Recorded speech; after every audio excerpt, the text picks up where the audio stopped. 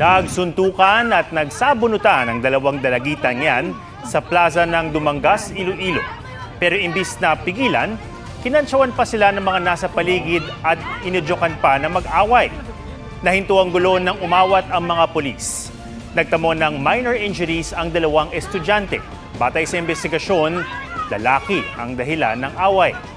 Nagkaareglo na ang magkabilang panig pero iimbestigahan pa rin ng kanilang paaralan ang away. Lunes na Lunes, nagparamdamang bagsik ng habagat. Ang matinding ulan na dulot nito sa Metro Manila, nagpabaha at nagresulta sa mabigat na traffic. May report si Tina Panganiban Perez. Sinabayan ng kulog at kidlat ang malakas na ulan ngayong hapon. Sa tindi ng buhos, nag-zero visibility sa ilang kalsada gaya sa Commonwealth Avenue at EDSA. Muling nalubog sa baha ang ilang lugar na nagdulot ng bumper-to-bumper na traffic gaya sa Xavierville Avenue sa Quezon City. Tumagal ng mahigit 1 oras ang malakas na ulan sa San Pedro, Laguna. Mabilis na tumaas ang tubig baha kaya hindi madaanan ng maliliit na sasakyan ang kalsada. Ayon sa Pag-asa, habagat ang nagpaulan sa Metro Manila at Karatig Probinsya. May binabantayan ding low pressure area sa loob ng Philippine Area of Responsibility. Sa datos ng Metro Weather, halos buong Luzon ang uulanin bandang hapon bukas. Asahan din ang matitinding ulan sa Western Visayas at halos buong Mindanao. Sa Metro Manila, posible ulit makaranas ng katamtaman hanggang malakas na ulan. Tina Panganiban Perez, nagbabalita para sa GMA Integrated News. Nadaan sa pakiusapan ng mga oil company. Imbis na isang bagsakan bukas, hinati sa dalawa ang big-time oil price spike matapos silang pulungin ng Energy Department. Pero tingin ng ilang grupo, sinasamantala lang ng mga kumpanya ng langis ang hidwaan ng Israel at Iran. May report si Sandra Aguinaldo. Sa pulong nila, pinakiusapan ng Department of Energy ang mga kinatawan ng oil companies na utay-utayin ang oil price hike ngayong linggo. Dapat ay papalo ito 5 pesos higit pa para sa litro ng diesel at mahigit 3 piso sa litro ng gasolina. Pumayag ang may 12 kumpanya sa hiling. Bukas ang unang bagsak na 2 pesos at 60 centavos para sa diesel at 1 peso and 75 centavos sa gasolina.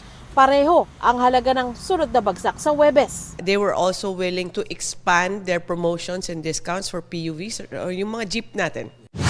Tugon ng mga transport groups sa ipatutupad na staggered oil price hike. Parang ang gusto nga palabasin, may utang na loob tayo dahil hindi biglaan. Ang isinsya nun, parang bibitayin ka ng January, gawin nating Marso para hindi bigla. Pero isinsya nung bitay ka pa rin. Wala ring garantiyang hindi masusundan ng malakihang taas presyo, lalo't patuloy ang tensyon sa Middle East. We will continue to request as much as they could if it's possible. Ang reklamo naman ng ilang grupo, sinasamantala umano ang Israel-Iran crisis sa pag-anunsyo ng oil price spike. Kulang daw ang subsidy ng gobyerno sa mga tsuper, lalo't mahal na ang langis kaya hiling nila sa pamahalaan na suspendihin ang VAT at tanggalin ang excise tax sa petrolyo. Sabi naman ng DOE, kailangan ng batas para maalis ang excise tax sa petrolyo. Sabi naman ng LTFRB sa fuel subsidy, hindi pa rin patiyak ng gobyerno kung magkano ang matatanggap ng bawat operator o tsuper. Kasi ho, yung 2.5 billion ay pagkakasyahin ho natin yan sa mga jeeps, sa mga UV, sa mga taxi. Please give us about 2 days or 3 days. Bagamat sinisikap ng gobyerno na mapigilan ang epekto ng oil price hike sa publiko, isa raw sa mahirap mapigilan ay ang epekto nito sa presyo ng bilihin na kailangang i-transport patungo sa mga pamilihan. Pwedeng they might have to adjust somewhere along the way. As to when, that's a management decision. As to how much, again, it's management decision. Si Jennifer, naghahanda na sa epekto ng oil price hike sa presyo ng kanyang panindang isda. Bukod sa langis na ginagamit sa pagpapatakbo ng maraming bangkang pangisda, kailangan din na langis sa delivery ng anumang produkto. tulad ng diesel, tataas siya. Siyempre tataasan din kami ng singil sa amin. Nag-a-adjust din kami ng konti din sa sa paninda namin. Sandra Aguinaldo nagbabalita para sa GMA Integrated News. Sumiklab na selos, yan daw ang motibo ng isang lalaking nahulikam na binuhusan ng gasolina at sinilaban ang isang lalaki sa Taguig. Kritikal ang biktima. Kabala, sensitibo ang video sa spot report ni Bea Pinlac. Madruwig mukha niya. Hindi ko nga makilala anak ko kung ano na itsura niya. Ang layo. Hindi okay anak ko. Lubos ang lungkot ni Jane sa sinapit ng kanyang 28 anyos na anak. Noong gabi ng Biyernes sa Barangay Pitugo, Taguig, sinabuyan siya ng gasolina at sinilaban ng isang lalaki. May dalang supot, tapos bigla niya binuhos yung gasolina pala yung dala niya. Sabay sindi ng light, at sabi niya, eto regalo ko sa'yo. Nagpulasa ng mga tao, maging ang nanunog, nadilaan ng apoy habang tumatakas. Kritikal sa ospital ang biktima dahil sa third-degree burns. Hindi makatao yung ginawa niya eh. Grabe yung ng anak ko. Hindi ko halos patingin. Grabe talaga yung ginawa niya sa anak ko. Sobrang sakit. Dapat ako na lang nagsuffer eh. Isang babaeng naglalaban noon sa tabi ng kalsada ang nadamay at nagkapaso sa mga binti. Buti na lang yung mga linalabhan ko, yun yung nadampot ko para maapula yung apoy ko sa akin. Lumalabas na ang lalaking suspect, pinatawan noon ng Barangay Protection Order dahil sa pananakit umano niya sa asawa. Andun na yung verbal abuse, physical, pati psychological abuse na rin sa misis niya. Sabi ng nanay ng biktima, pinagbantaan ng suspect ang anak niya kamakailan. Maaari raw na pinagselosan ito ng suspect. Sabi niya, humanda ka. Di pa rin kayo tumitigil. Yun ang sinabi. Inabangan niya po sa trabaho ng anak ko. Lahat namang tao dito, pinagsisilosan lang niya naman po, hindi lang po anak. Dati na raw nag-usap sa barangay ang dalawang panig at nagsorry pa ang suspect. Ay akala ko okay na yun. Ayun pala, may balak pala siya. Tinutugis pa ang suspect na posibleng maharap sa reklamong frustrated murder at physical injuries. Bea Pinlac, nagbabalita para sa GMA Integrated News. Tinalakay ng Justice Department at PNP ang paglagay sa Witness Protection Program kay alias Totoy, kasunod ng mga ibinulgar nito sa nangyari sa ilang missing sa Bungero. May report si Darlene Kai. Kasunod ng mga ibinulgar ng akusadong si alias Totoy sa mga alam niya sa pagkawala ng mga sabungero, nagkausap na si Justice Secretary Jesus Crispin Remulla at si PNP Chief Nicolas Torre III tungkol sa pagsasailalim sa kanya sa Witness Protection Program. Sabi kasi niya sa eksklusibong panayam sa GMA Integrated News, may banta sa buhay niya at ng kanyang pamilya. Basta we're processing the information first. Pero may arrangement na kami ni PNP Chief Torre. Pero handaan niya si alias Totoy na ituro ang mga sangkot sa pagkawala ng mga sabungero. May mga hawak na ring ebidensya ang Justice Department para suportahan ang mga pahayag ni alias Totoy na nakausap lang nila bago pa ang May 2025 elections. Meron kaming corroborative evidence na kasama. Basta meron kaming ibang klaseng evidence pa.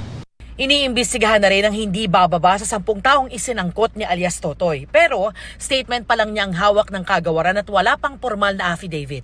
Itinanggi rin ng Justice Department ang pakiramdam ng isa sa mga kaanak ng mga nawawala na pinabayaan na sila ng gobyerno. We have not given up on anything or anybody. Ganun lang talaga, mabagal minsan ang kaso.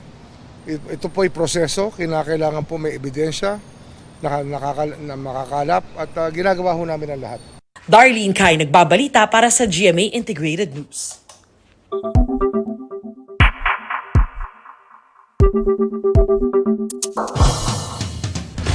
Iginiit ni Vice President Sara Duterte na labag sa konstitusyon ang ika-4 na impeachment complaint laban sa kanya. Bahagi yan ng sagot ng bise sa writ of summons ng impeachment court. Ipinunto ng bise ang 1-year bar rule ng konstitusyon na nagbabawal sa pagsisimula ng higit sa isang impeachment complaint laban sa ilang opisyal o sa isang opisyal sa loob ng 1 taon. Sabi pa ng bise, dapat nang ibasura ang reklamo dahil void ab initio o invalid na ito sa simula pa lamang. Nagpadala rin ng kampo ng bise ng kopya ng sagot sa Kamara. Sa mga on the go, mapapakinggan na ang 24 oras at 24 oras weekend bilang podcast simula ngayong araw. Lahat ng episode pagka-ere sa TV ay magiging available na online. Kaya pwedeng i-review ang mga balita sa loob at labas ng bansa, anumang oras kayo libre o kung may ginagawa kayo o stuck sa traffic. Downloadable pa kaya pwede itong isave habang may wifi o may data para mapakinggan pa rin kahit offline. Gamit ang inyong smartphone, pumunta sa Spotify o Apple Podcasts at i-search ang 24 Oras Podcast. Binuo ito ng GMA Integrated News Digital Strategy and Innovation Lab, katuwang ang 24 Oras at GMA New Media Incorporated.